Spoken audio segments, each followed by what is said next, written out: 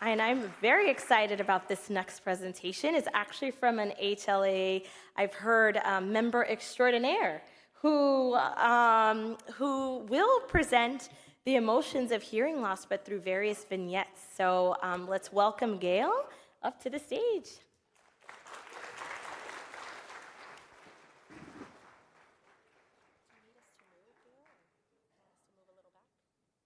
If you feel comfortable, no, I'm fine, I'll just.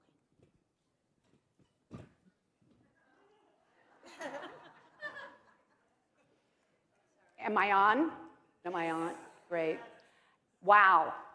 Really, what they said, okay, amazing. Hearing loss affects communication, and communication is a human need. It's right up there with food, with water, with air, with sex, and wine. Those are the important things, and that's what hearing loss affects, our communication.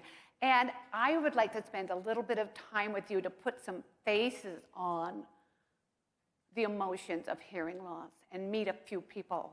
And you will recognize yourself somewhere in there, I'm sure. So, I've lost my hearing, and I want it back. Through the years, it has seeped away, silent, unseen, a slow dripping of the sense of sound, a weakening of words, a wearing down of connections.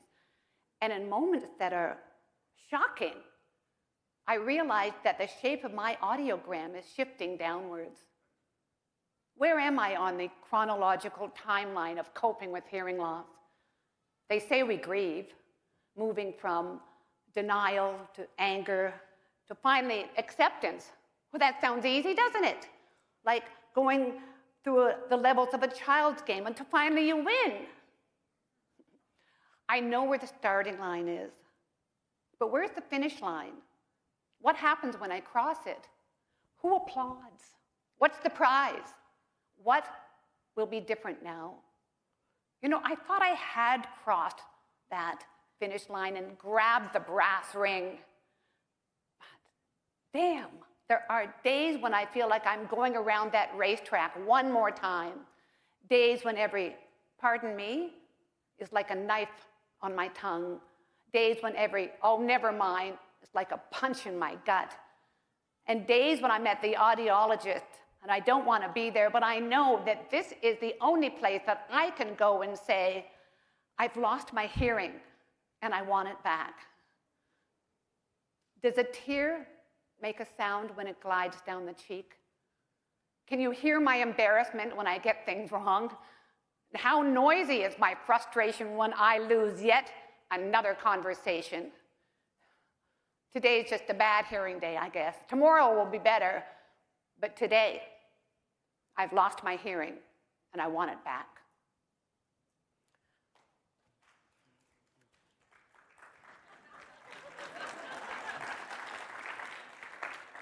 I'd like you to meet Bob.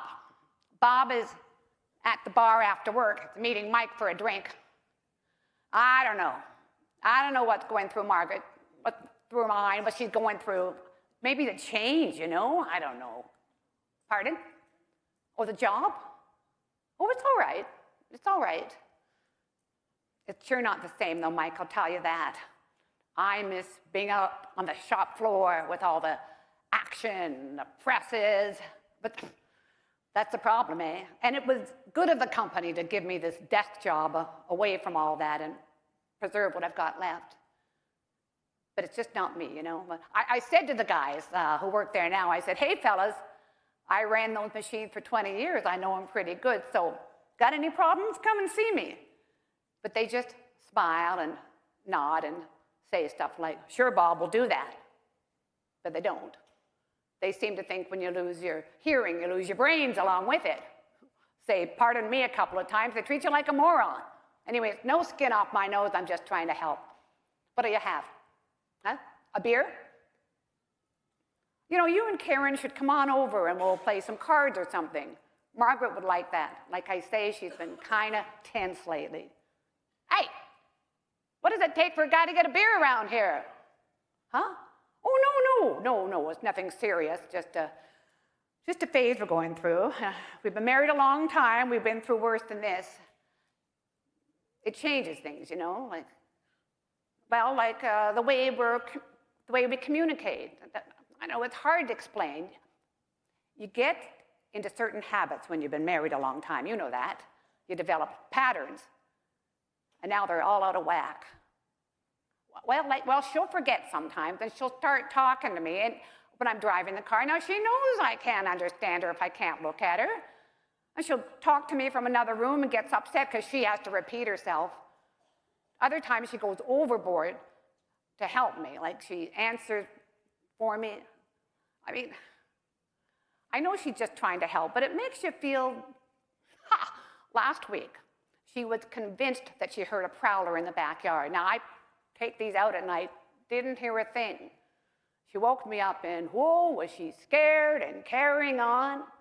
At one point, she said, my God, Bob, someone could break in here and you wouldn't hear a thing. What good? You know, there's a lot of things, Mike, that I don't hear, but I heard the words she didn't say. What good are you? Anyways, no, skin on my nose. I try and cope with it, but hi. 2 very large beers, please. Now, I'd like you to meet a woman. She doesn't have a name, but she's over visiting her older mother, and yeah. Mom, can you turn down the music, please? Mom, I didn't ask you to turn it off. I just asked you to turn it down. I can't hear myself think.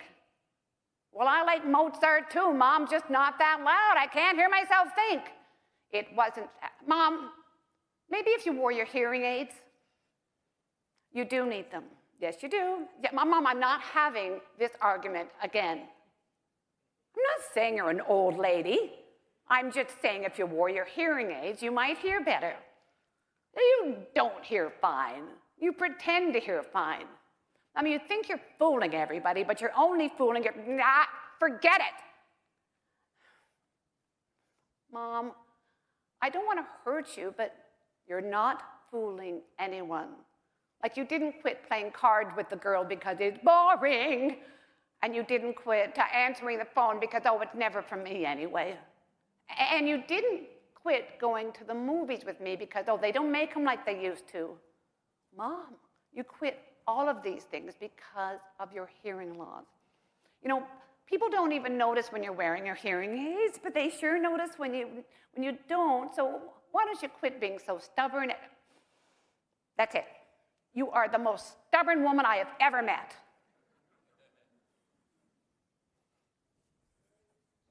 I'm stubborn? I'm stubborn? Look who's talking. Bossy thing. She gets that from her father. Sorry, sweetheart, but you could be a bit of a know-it-all, you know. Oh, Frank, let me tell you, it's no picnic, this growing old. It's always something. It starts with bifocals and goes right downhill from there. Aches, pains, stomach troubles, even whiskers on my chin, for God's sakes. But you know, Frank, that other stuff, it's not so bad. It's part of life. But this hearing loss has thrown me for a loop, I'll tell you that. Sure, I miss cars and movies, but that's bearable. It's my music. My music, Frank. You know what my music means to me. I try turning it up loud, but it's not the same. It's taken away my music, Frank.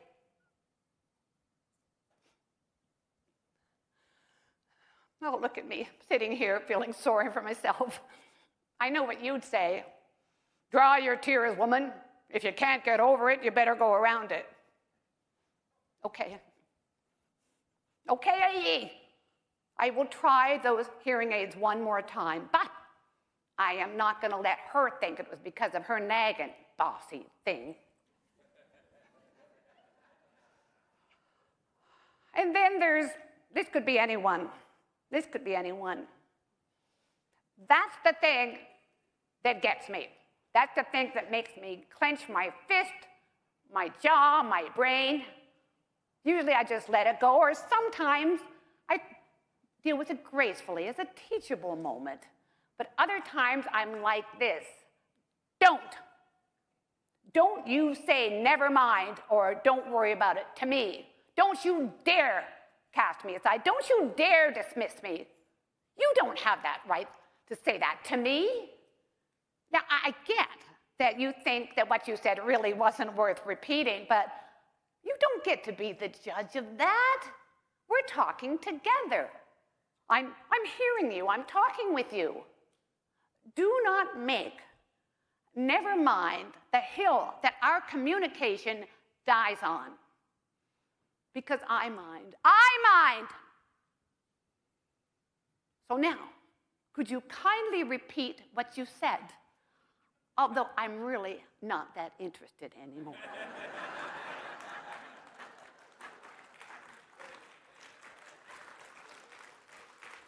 But then there's also gratitude and hope and love.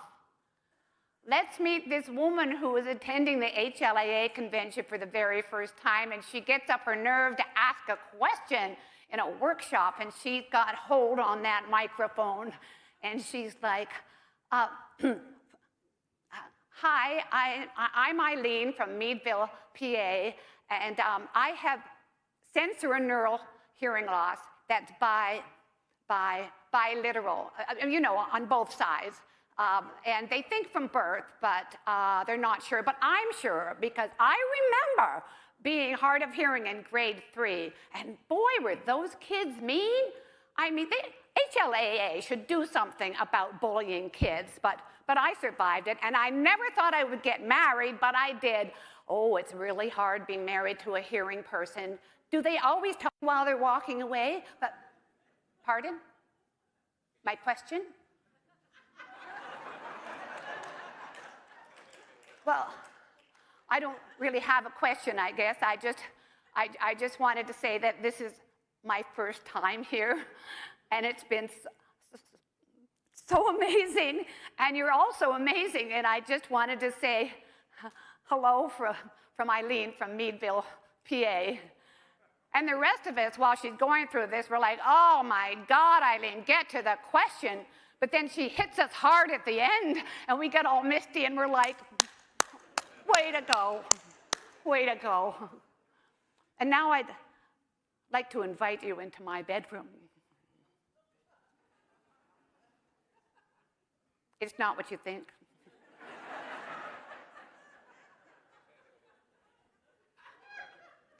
This is called Lips at My Pillow. In the soft gray of not quite day, his sweet, sour breath pats my cheek in puffs of soundless words. Drowsy, I pull his 5-year-old voice close to my ear. Mommy, can I get up now? My grunt is taken for a yes, and I feel the vibration of his feet thump, thump, thumping out of the room. Turning on the pillow, I see you, eyes closed, but lips smiling at mother and son. Your lips move. Answering, I feel my voice in my throat.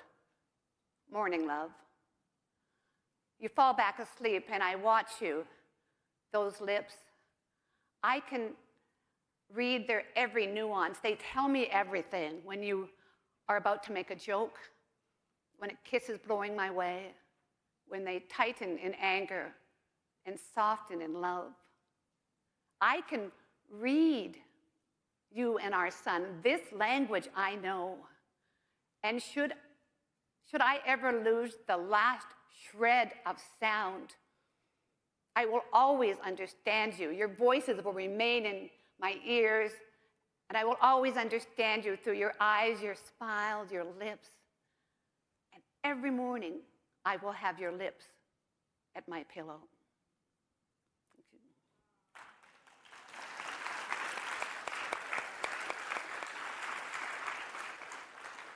And I just want to end with another piece of gratitude towards the technology that makes the hearing loss life better, improves our journey. And it's a piece that I wrote to a previous hearing aid, and it's called Ode to an Aid.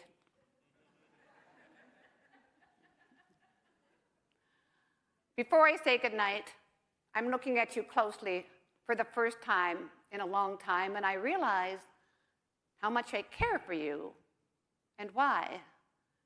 It's not because of your looks, 1 square inch of plastic and wires, your color referred to professionally as flesh tone, by people with no imagination as beige, and by me, in all honesty, is ugly.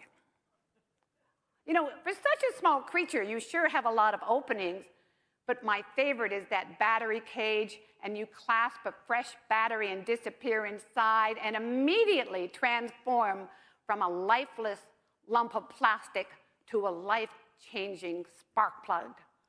You know what they say about beauty, don't you? It's what's inside that counts. But I don't think I really want to see inside, because I would be so disappointed not to see little elves making hearing magic. You know, I do love you, you know. And for all the times that I've cursed you, dropped you, stepped on you, let the dog eat you, I'm sorry. I expected too much from you, and you're not yet a perfect listening system. But I haven't thanked you for everything you have given me. You've given me back sounds that I had forgotten. You've given me sounds that never existed before my hearing went away, such as my baby breathing. So no, you're not pretty. You cost money. You're high maintenance. But if I didn't have you, I would be lost. I would be cut off from my people. So no, you're not pretty. You're beautiful. And I love you. Good night.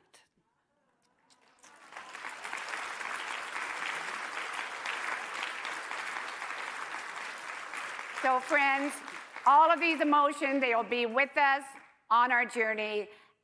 But what we have to do is accept them, recognize them, and say to the world, sing me your songs, world, because I am hearing as hard as I can. Thank you very much.